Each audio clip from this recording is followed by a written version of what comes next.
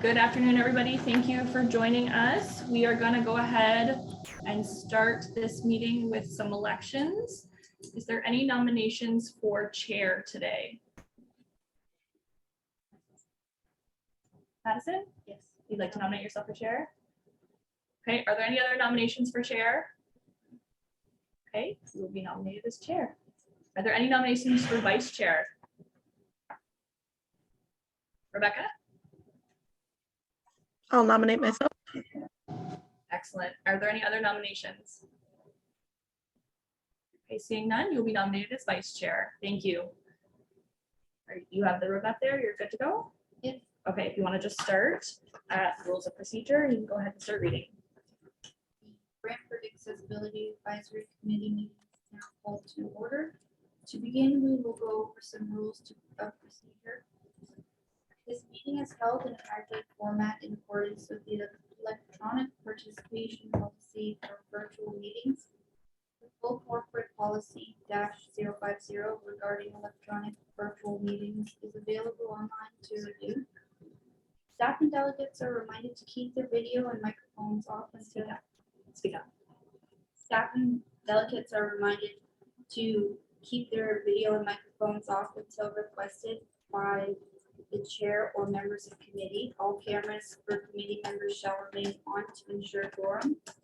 Members of the committee shall indicate they wish to speak by physically raising their hand. Members who are present in person will be given opportunity to speak first, followed by virtual participants.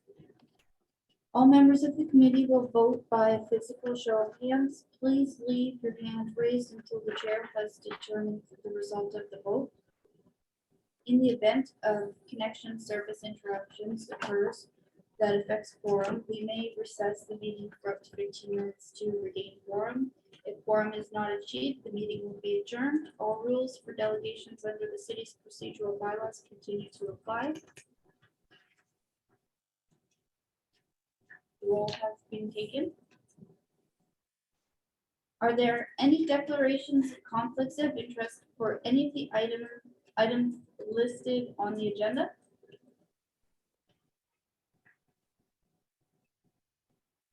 There are no presentations or delegations. There are several items for consideration on today's agenda. Read the title of 5.1. 5.1, 2022 Municipal Election Accessibility Plan, Financial Impact None. 2022-383. May I have a mover and a seconder on the motion?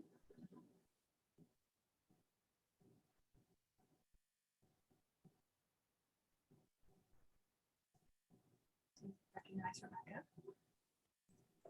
Rebecca? I'll move. Do we have a seconder? So just recognize them here. Sandy?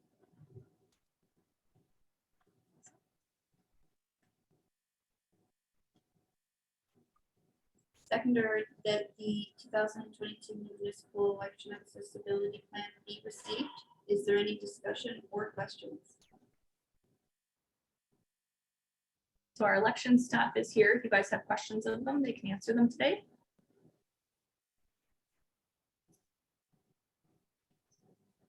So we'll call the vote. I will now call the vote. All those in favor?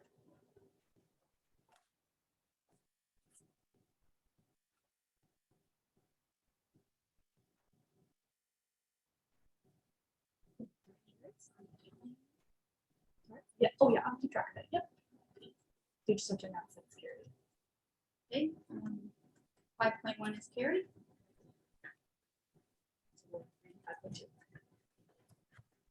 5.2. 5.2, update City IOTA document action plan, financial impact, none. I will ask Maria Bisoci to come forward to provide an update on the election.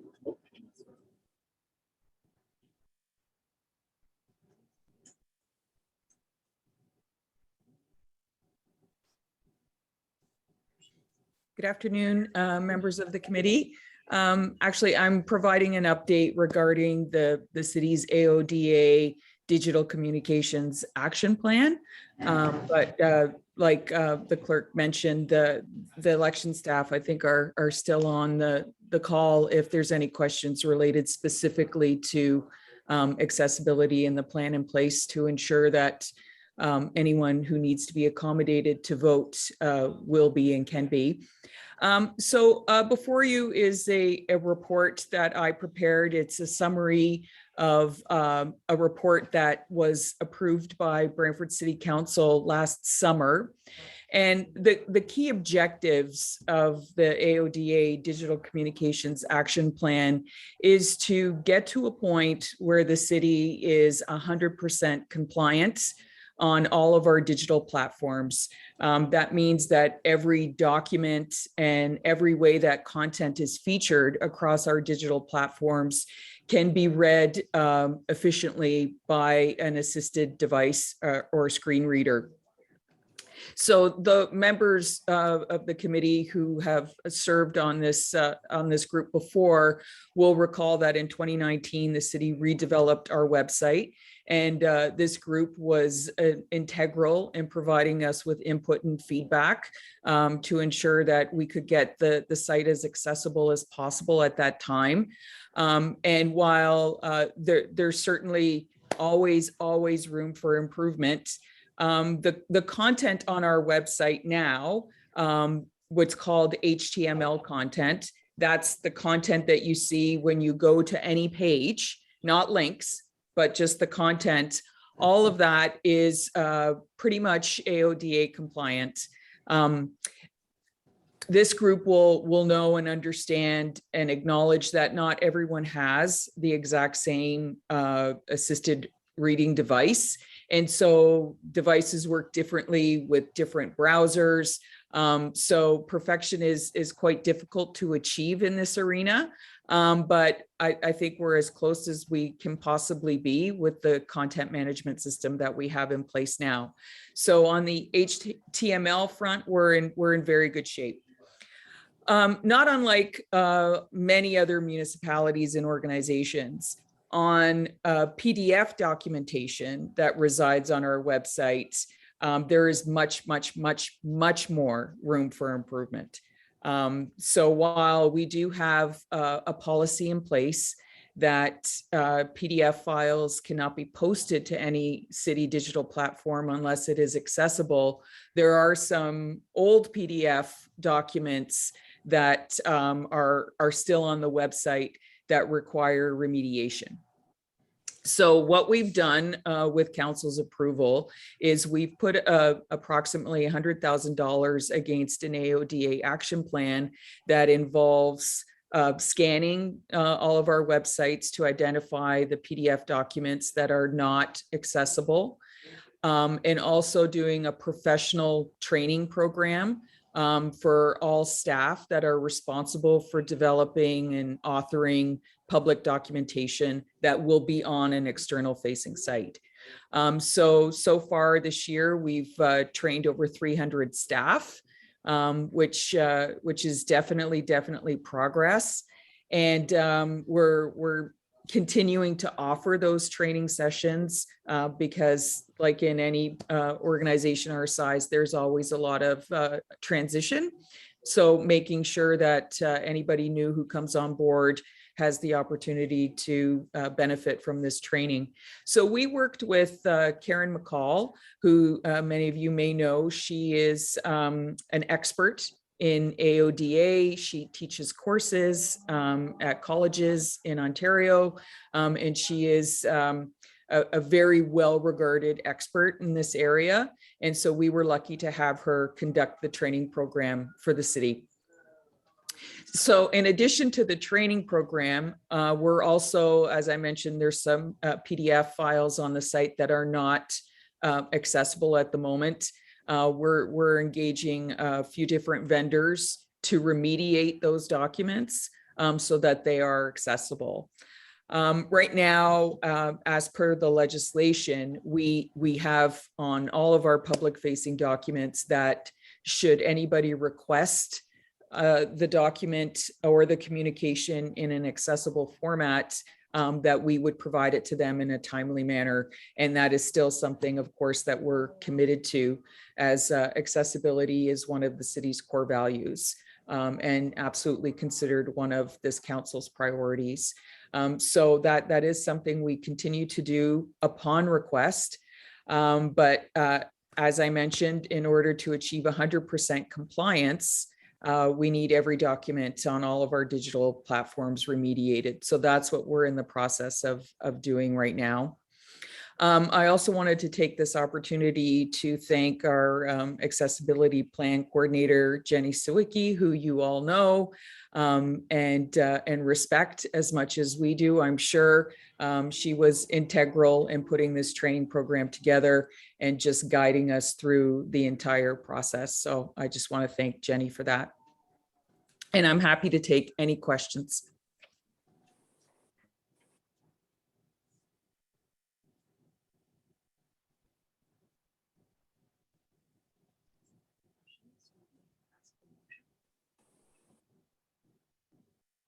May I please have a mover and a seconder for the motion?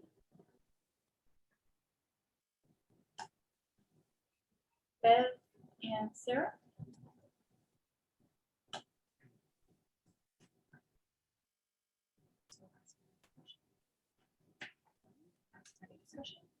Is there any discussion?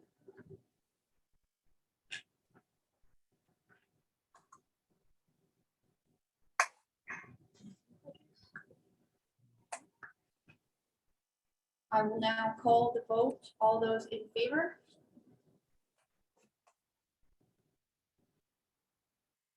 Looks like Sandy has her hand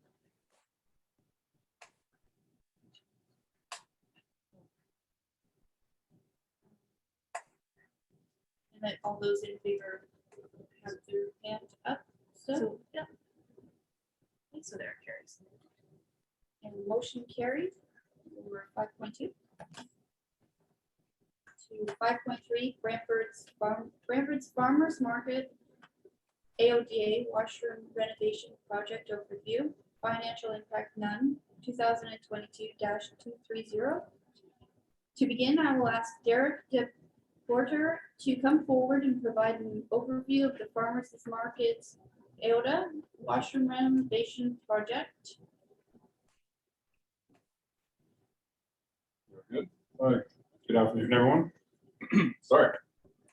This will be the overview of the project completed over 79 Icon Drive, the Farmers Market, the EOD washroom upgrade.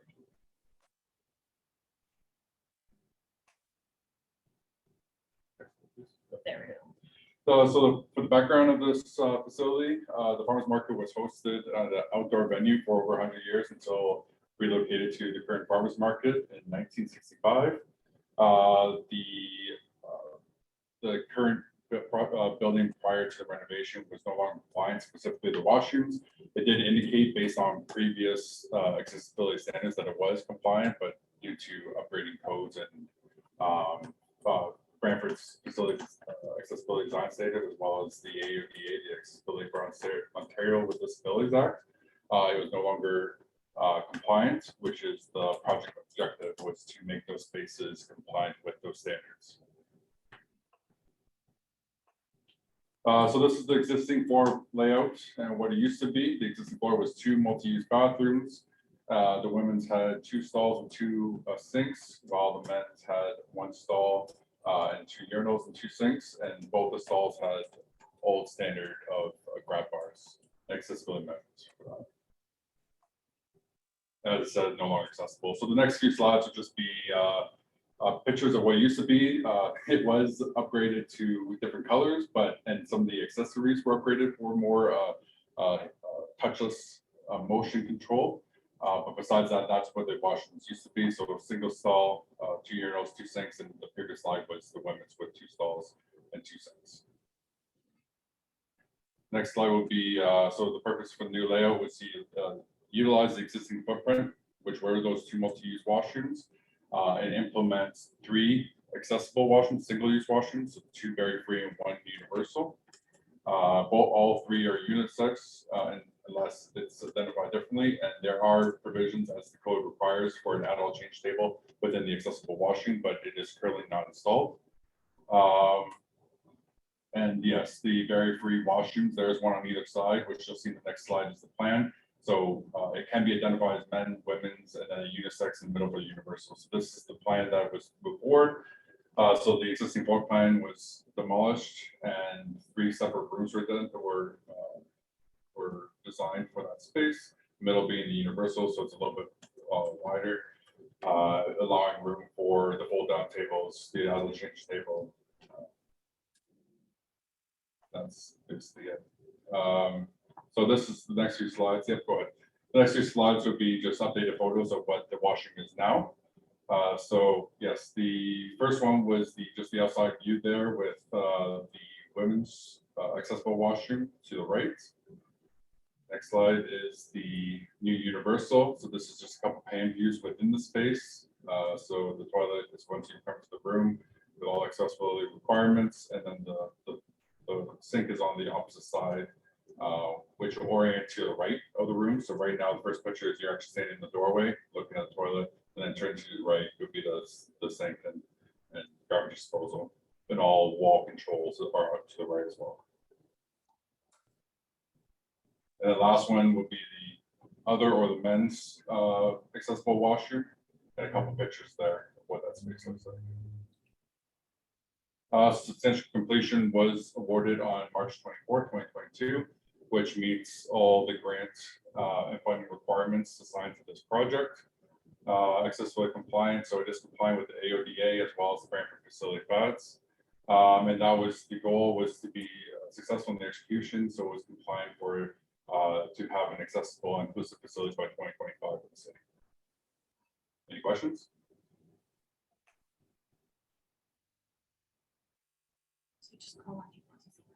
Rebecca Moscow? I'm just wondering what the timeline is on having the installation for the adult change table. So with current code, the provisions have to be installed, but the adult change table, unless it's a need by the owner. And we were kind of we were constrained on budget as well for this project with the current impact of inflation. So we didn't have the budget immediately to support that, and as well as there hasn't been a voice need to have that installed right now. But if that's a requirement that's needed down the line, then that can be supported at this time.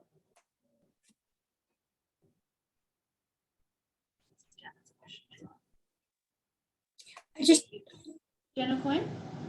I was just wondering if you're going to install sharps containers in the washroom. I didn't see them. Are they there?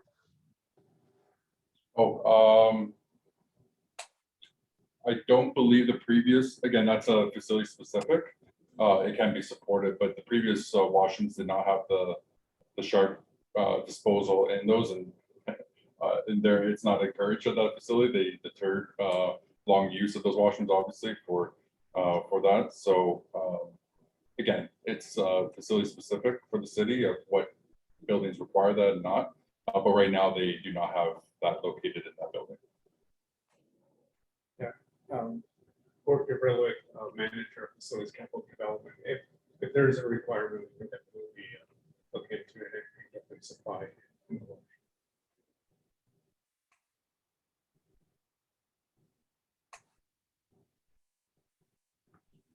other questions?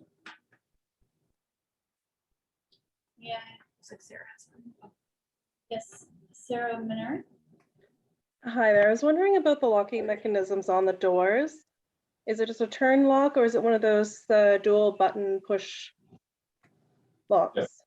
Yeah, so for each of the washrooms, what was installed is it's a push to open or a PDO, power door operator, on all 3 washrooms. And then when the attendant enters the space, they have to push. It's a separate 6-inch diameter. It's similar to the PDO operation. It's a separate push to lock operation that they have to push that in order for when the door closes, it will secure for the duration that they're in the washroom. I'm wondering if it is labeled and marked as what each button does. Yes. The short of it, yes. Is it like in Braille? I mean, like, is it low, like large print? Is it in Braille? Is it easily identifiable to those who have vision loss, to be able to differentiate between the two buttons? Yeah, currently there is temporary signage in place for those devices as well as for the washrooms themselves. Signage is ordered for the building,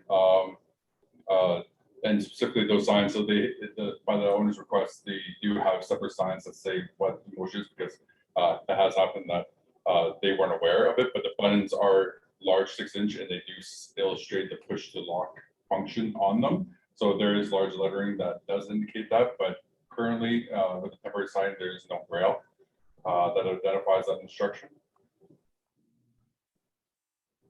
I'm wondering if that's something to maybe look at. So we do have the signs that will be incorporated for those instructions, so the braille can be included on those, yes. Perfect. Thank you. Rebecca Muska?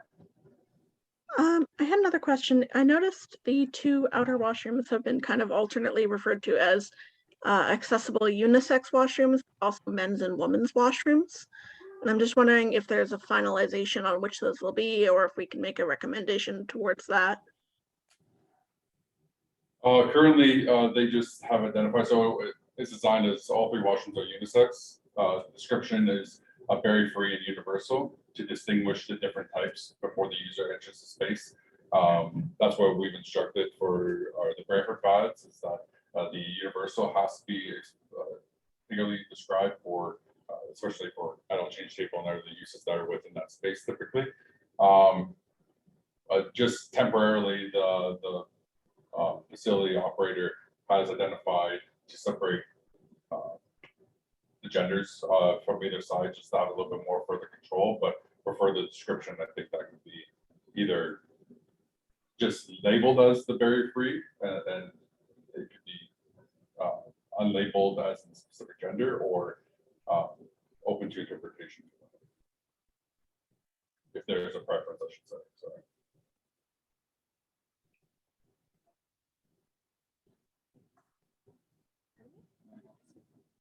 Yeah, if you have questions, go ahead. Madison Moyer. Is it looking that there will one day be 3 washrooms instead of one women's and one men's? Like you plan? So there is currently 3. That's what's been installed. So there used to be 2 multi-use washrooms, which was just men and women's, that both were not accessible at that time, and the requirement to meet the 2025 obligation by the city. And so the 2 were removed, and then the 3 separate washrooms were installed. So it's 3 single-use washrooms now instead of a multi-use function.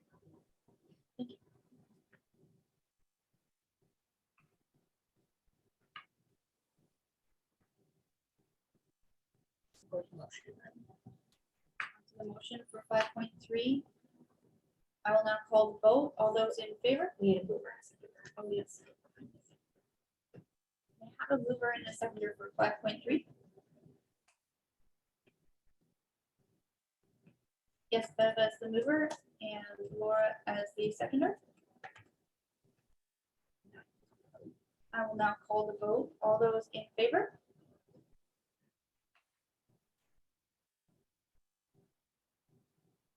We'll just have to pause for a second. We actually no longer have quorum because both Laura and Chris have stepped out.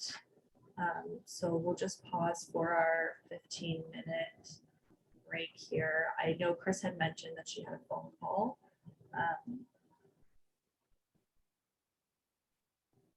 Now we can call our vote. Oh, try it again. So we just want to call the vote again. Yes, I will call the vote for 5.3. All those in favor? Yeah, you have to vote. So that carries. Motion carries. On to 5.4, Glenford Art Gallery new patio and accessible walkway project overview. Financial impact none. 2022-366. I will ask Lindsay Plant to come forward and provide an overview of the project. Can you hear me okay? Yes. Okay. Good Good afternoon, everyone. I am excited to be here to update the committee on this Glenhurst Art Gallery new patio and accessible walkway project. For those of you who don't know me, my name is Lindsay Plant, and I'm a project management specialist for the Facilities Capital Development team. So to give you some background on Glenhurst, go next. Glenhurst Gardens is the former residence of Edmund Lister Cockshut, a very influential family in the city of Brantford, who donated the property to the city in 1956. The property consists of the main house, coach house, the cottage, and the entire grounds. The main house would eventually turn into the Glenhurst Art Gallery. The house itself was actually built in 1922. Before the renovation took place, there was no accessible pathway from the parking lot to the front entrance. So the objective of this project was to create a usable space for all Glenhurst visitors by creating an accessible walkway to the entrance and also enhancing the property overall with the new patio. So if you look at the existing site plan,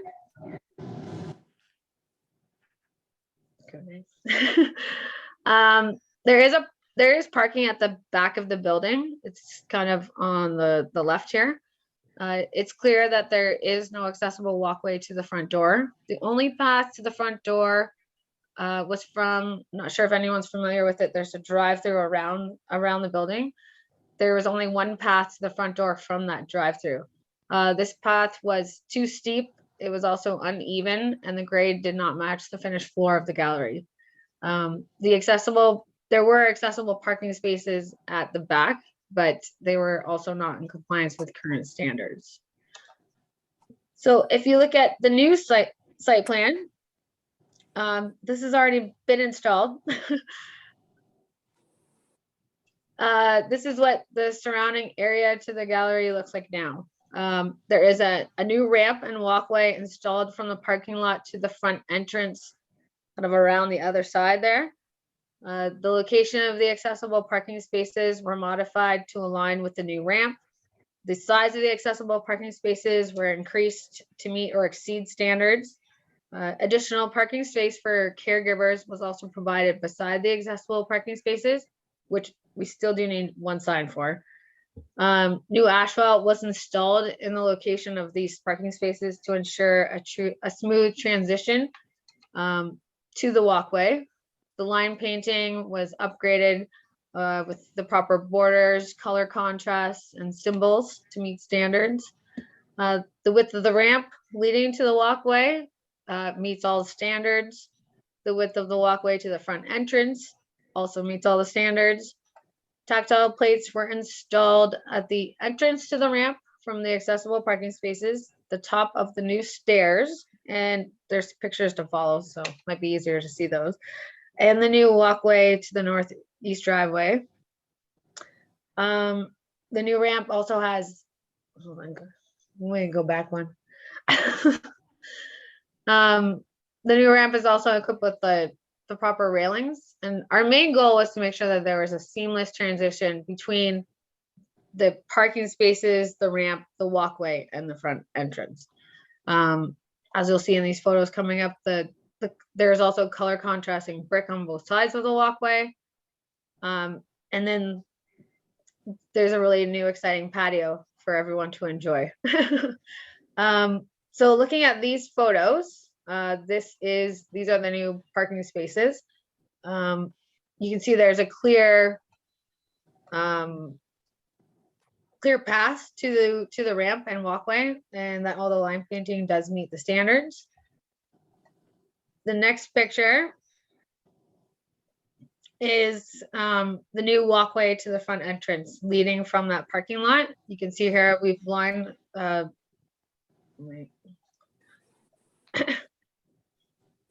sorry. You can see there's a tactile plate that's leading into the ramp. There's also the proper railings. I'm trying to paint a picture from the parking spaces to like the front door. So if you go to the next photo, This is the new walkway to the front entrance. So this is kind of going around the building and then all the way to the front. You can see the color contrasting brick on both sides. And now the pathway is actually level with the front door. And then the next photo is we had to put one set of stairs in because of the elevation of the patio to lead to the grounds. But you can see here that the stairs have been equipped with proper railings, as well as tactile plates and surface indicators, and also it still has that same color contrasting brick pattern around. So next one, this project was actually substantially complete at the end of 2021. There are still a few minor deficiencies that we're trying to work out, but other than that, I think the project was a huge success. It looks awesome. We now meet or exceed AODA and FAD standards and have significantly improved the grounds surrounding the Glenhurst Art Gallery. If you have any questions or comments, please let me know.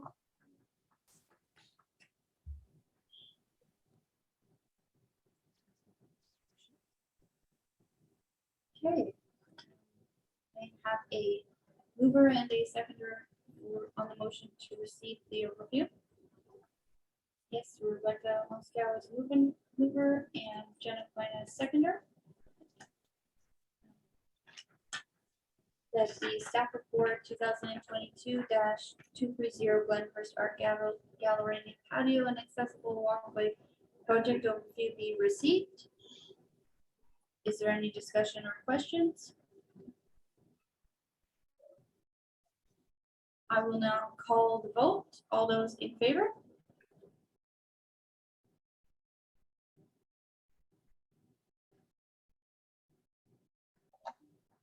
Just pause for a second. Laura, I see that you keep turning your camera on and off. Just so you're aware, if you turn your camera off, you no longer count towards quorum.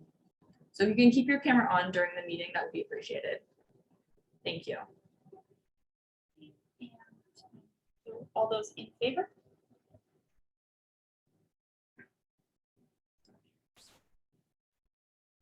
Motion carried. On to 5.5, Woodman Community Center pool replacement and upgrades, financial impact none, 2022-378. I'll ask Lindsay Plant to come forward and provide an overview of the project. I'm back. Okay, so the Woodman Community Center pool replacement is a newer project than Glenhurst. We are just finishing the design phase at the moment.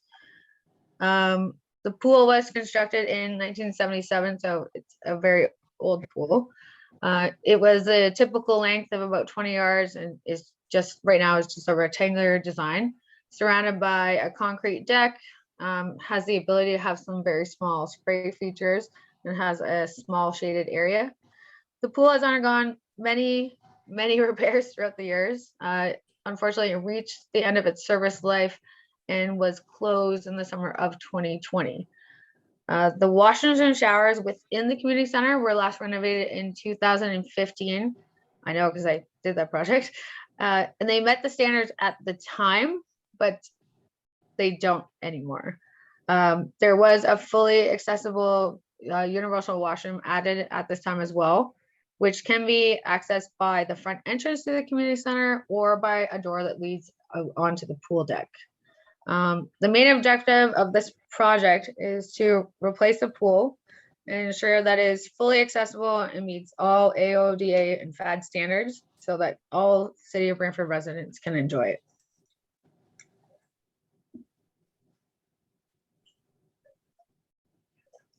So this is how the pool looks right now. The left-hand picture shows the access to the change rooms and washrooms from the pool deck. The blue doors at the back are the men's and women's, those are the access points to the change rooms and washrooms. The white door that's closer to the front of this picture is the only access right now to the existing universal washroom. The right-hand picture is obviously the pool. But as you can see, there's no accessible entry at this time. And I'm sure you can tell that it's in quite need of repair. So this is very exciting. This is our new pool design concept. I'm excited. We have been working with a consultant to create this concept over the last couple months. As you can see, the pool orientation itself was modified to allow for a beach entry that's close to the change rooms and the access to the interior accessible washroom. The beach entry is flush with the concrete. A ramp has also been provided with handrails on both sides and the appropriate slope as you get into the pool. The handrails also extend past the entry of the pool in accordance with our standards. There's also going to be a tactile plate which will be installed at the entrance to that pool, to that ramp. There's going to be a precast concrete color contrasting border that will surround the perimeter of the pool. This border will also have a distinct tactile difference compared to the deck. Tactile warning plates will also be installed at those blue doors that I mentioned between the change rooms and the pool deck to ensure people know that they're entering the pool area, and also at the gate at the front.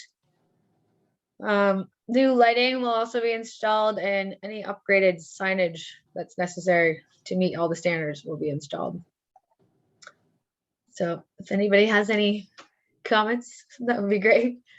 This is a perfect time because we're going into construction right now. Construction drawings, I should say. I should mention also that the interior washrooms and change rooms are going to be upgraded. It's going to be a phase 2 of the Woodman pool renovation. So anything that we do in the interior will be brought to the committee as well.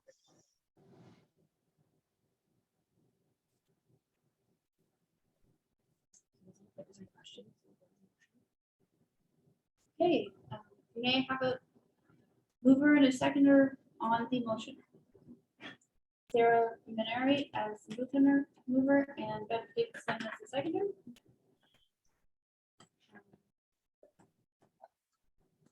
That staff report 2022-378 Woodman Community Center pool replacement and upgrades project overview be received, and B, that all comments from the committee be forwarded to the project lead for consideration. Is there any discussion or questions? Are there any comments the committee wishes to forward to the project lead? And I will now call the vote. All those in favor? The motion is carried.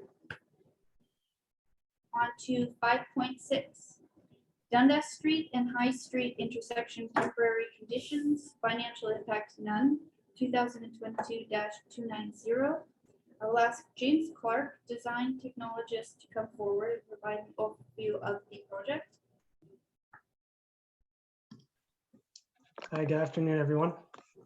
I haven't had the opportunity to be at the Accessibility Advisory Committee before, so just to introduce myself, I'm James Clark, design technologist, like you mentioned, with the Design and Construction Department.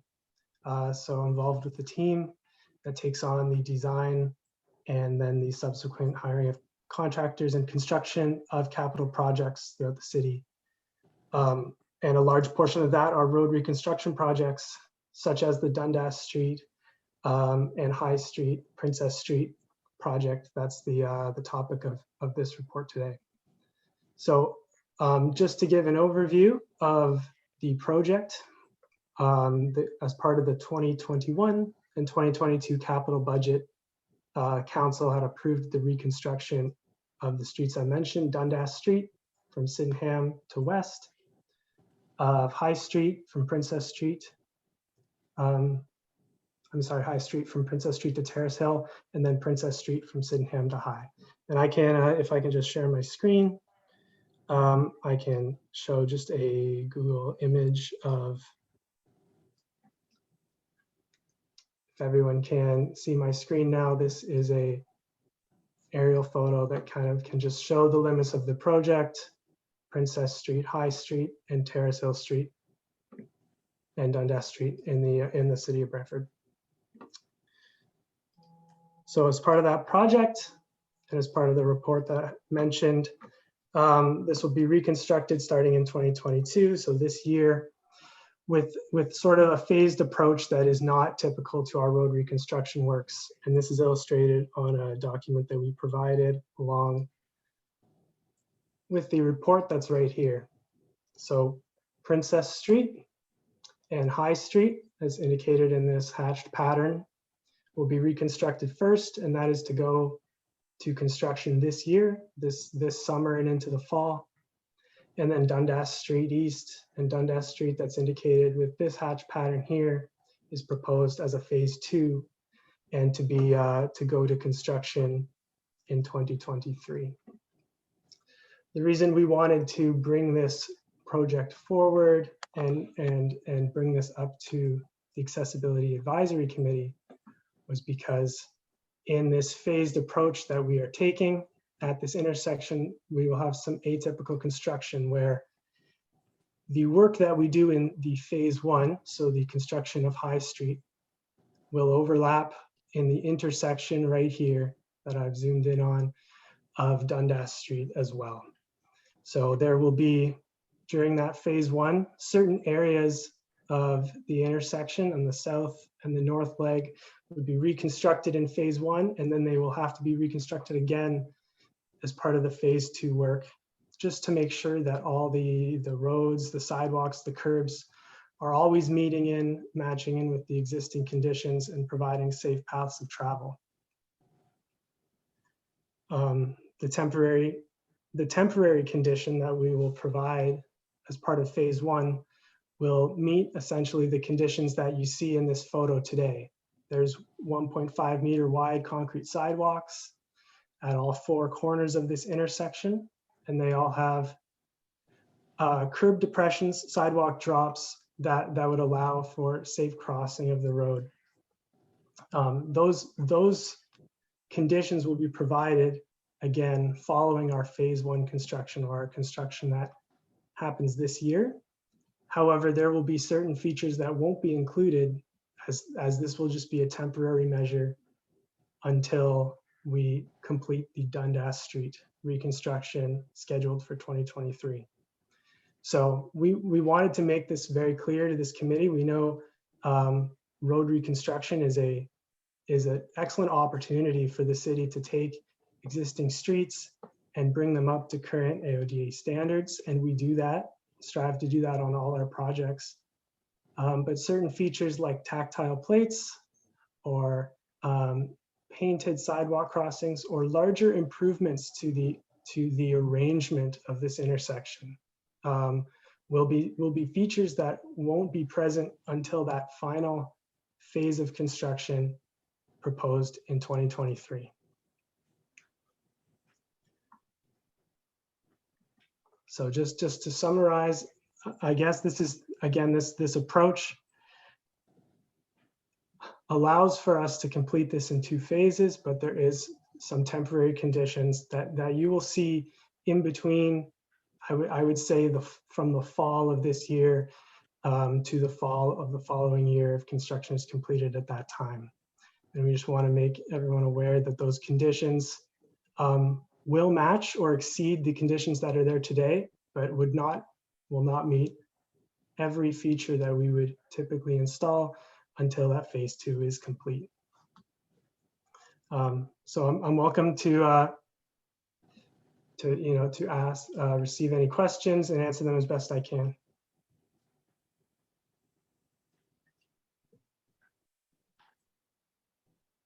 Rebecca Moscow. Just because I don't have much background in road construction, Sure. for those of us who don't, what's the purpose of having a 2-phase construction rather than doing it all at once? Yep, no, it's a very good point. So there's a few reasons we justified this. So one thing in Ontario, Canada in general, is we have a pretty small construction window of, you know, the seasons that are appropriate for construction are starting about now and going until you have snow or frost or things like that. So you are constrained by about half the year where construction would be considered appropriate. And things like temperature and weather also, you know, have an impact on pouring concrete or installing asphalt appropriately. So one thing we have to look at is you can only fit so much work in a certain window of construction. Alternatively, we always look at other projects that are happening in the city and realize that each project will have an impact on things like bus routes, just vehicles in general, and detours from other projects. And that was part of the reason we wanted to keep Dundas Street open this year, is there's other surrounding construction projects that are impacting paths of travel in the area.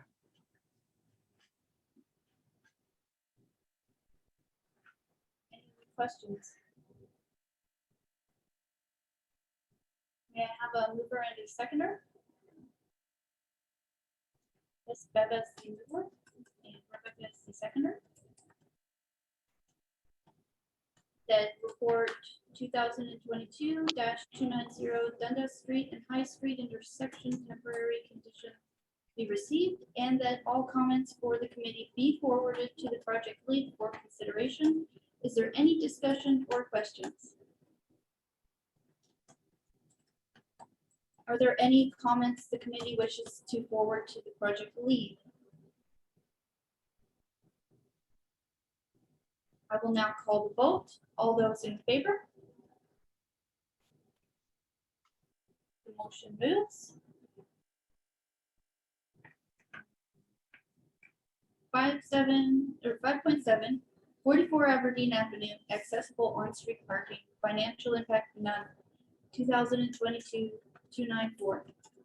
I'll ask Rob Smith, Supervisor of Transportation Services, to come forward and provide an overview of the report. Thank you. This is, I'll just kind of highlight the report, and then if anybody wants to ask any questions after I go over it, you certainly can. So this came in as a service request through customer service for an on-street accessible parking space in front of 44 Aberdeen Avenue. For any on-street parking amendment, we staff follow Public Works 021 policy to amend on-street parking. And for accessible on-street parking spaces, there are a number of eligibility requirements. The main ones being that the property has no driveway or suitable off-street parking available. The requester possesses a valid accessible on-street parking, or sorry, an accessible parking permit. And the resident also has to provide proof that the vehicle is registered to the address. The requester met all the requirements for a on-street accessible parking space. This case in particular is kind of unique because typically it's one resident requesting for themselves. There's actually 3 residents with accessible needs at 44 Aberdeen Avenue, and the property has a driveway, but there's only capacity for 2 vehicles in the driveway. So one vehicle has to park on street, and the parking is in high demand on the block. So the resident was requesting an accessible spot in front of the property for the 3rd vehicle to park closer to the house than what she can typically find. So the standard practice is to send out a notification to the affected residents. So in this case, it was the Aberdeen Avenue between Ontario and Tecumseh that basically just outlined the request and asked residents if they had any questions or comments to direct them to staff. And so 26 letters were delivered, and staff received 4 responses. 3 were opposing and 1 was in support. They were generally neighbor issues unrelated to the parking request itself, but the comments are in the Appendix B of the report. Also, in response to the letter, staff received a petition signed by 19 Aberdeen Avenue residents from 10 unique addresses on the block. The main concerns were that they were of the opinion that 3 vehicles can park in the driveway and that there was only 1 person in the residence that required the accessible spot. So with such a opposition from the petition, it was greater than 25% opposition. And at that point, staff no longer have delegated authority to present a bylaw directly to council. And we were required to report to the Brantford Accessibility Advisory Committee for recommendation. So after receiving the petition, we had additional correspondence with the requester, and the requester again provided proof that there are 3 valid accessible parking permits belonging to the residents of the house. They had 3 driver's licenses, and they so basically verified that the conditions originally warranting the accessible spot are met. And we took another look at the driveway and verified that the driveway is only 14 meters in length. The city zoning bylaw requires a minimum length of 5.6 meters per vehicle. So again, confirming that the driveway could not accommodate 3 vehicles. So I'm here today with this report, and there are 2 recommendations for the committee to consider. Option 1, that staff be directed to deny the request for the implementation of the accessible zone at 44 Aberdeen Avenue, or option 2, that staff be directed to approve the installation of an accessible on-street parking space, that it be approved in front of 44 Aberdeen.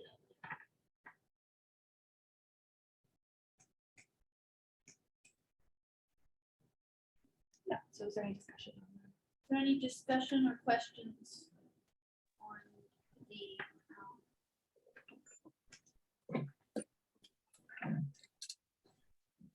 My only concern, from what it looks like, from just looking at it on maps, it does look like that it does need an accessible spot.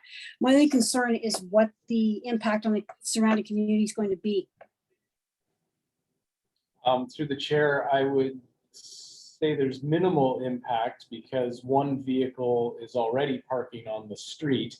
The accessible spot would just provide a more convenient parking space for the resident to be able to park in front of her house, and rather than further down the block.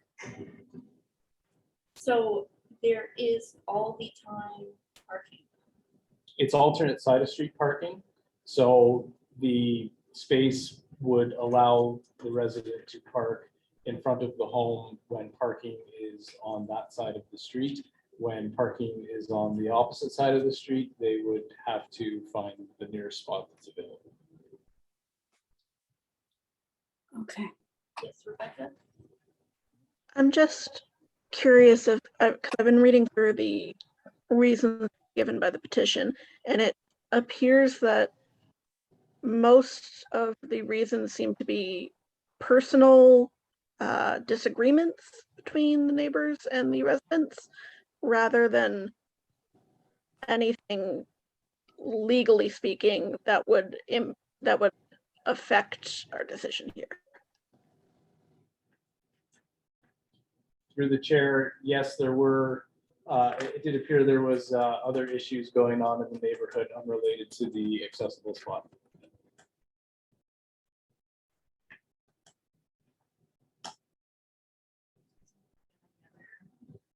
Questions? So you have to ask the committee right now, ask them whether they want to select option 1 or option 2.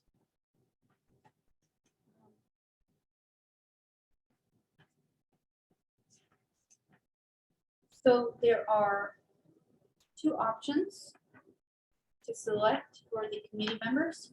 Option one is that clause B and C be substituted for the following: that staff be directed to deny the request for the implementation of an accessible zone at 44 Aberdeen Avenue. Option two is that clause B be substituted for the following: that staff be directed to approve the installation of an accessible on-street parking space be approved at 44 Aberdeen Avenue. May I have a mover and a seconder? So I have to have somebody choose option first. Oh, So I'm gonna recognize Rebecca and ask her what she. Rebecca Muscat. You're just on mute there, Rebecca. Yeah, there we go. Sorry about that.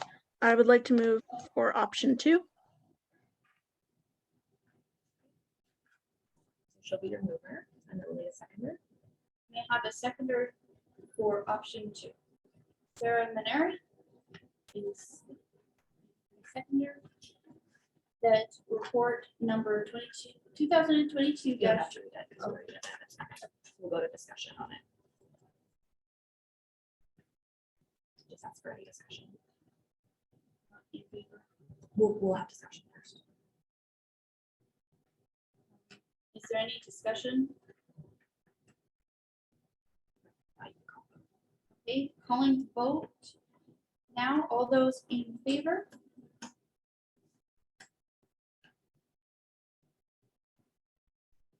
And we'll say all those opposed. All those opposed? It carries. The motion carries.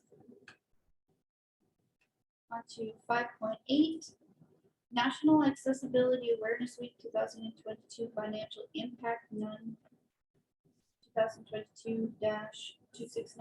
I'll ask Jenny Sawicki, Accessibility Coordinator, to come forward and provide an overview of the proclamation.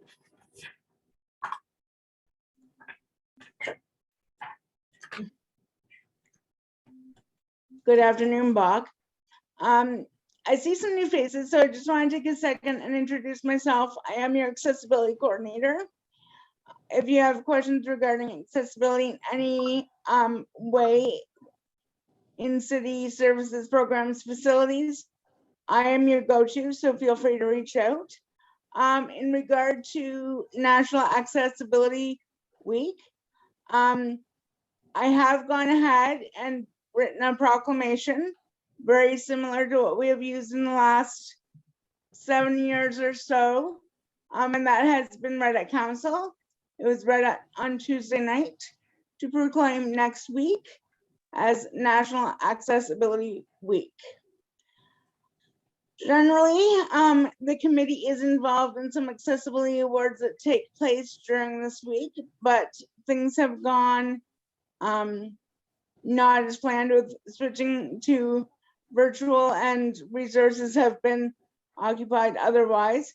So we were unable to do that or any other event this year, but we are hoping to get back on track next year.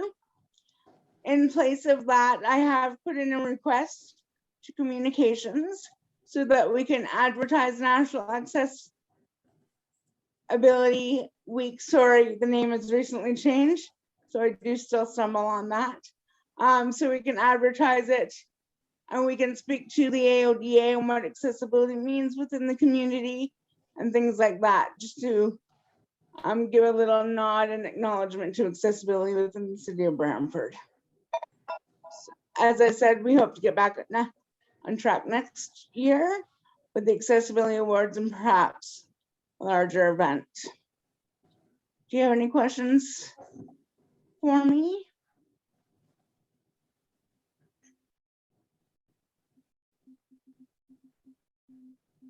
No? So we'll go to a mover and seconder. A mover and a seconder. Chris Ayers is mover and Beth Davison as seconder. That report 2022-269 regarding the 2022 National Access Awareness Week proclamation be received. Is there any discussion or questions? I will now call the vote. All those in favor?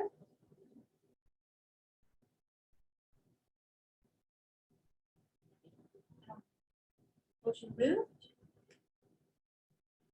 Carried. Go to consent items, which is the minutes. Consent items.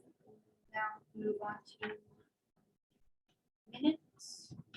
That's the minutes of the January 27th, 2022 and March 31st, 2022 meetings of Brantford Accessibility Advisory Committee to be approved.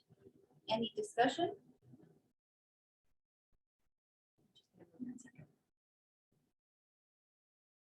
A mover and a seconder for the minutes. Beth Davidson as mover, Sandy Lansdowne as seconder. All those in favor? Speak up, I don't think they can All hear you. those in favor? Motion carried. Resolutions, notices of motion. There are no resolutions or notices of motion. Adjournment that the meeting is now adjourned.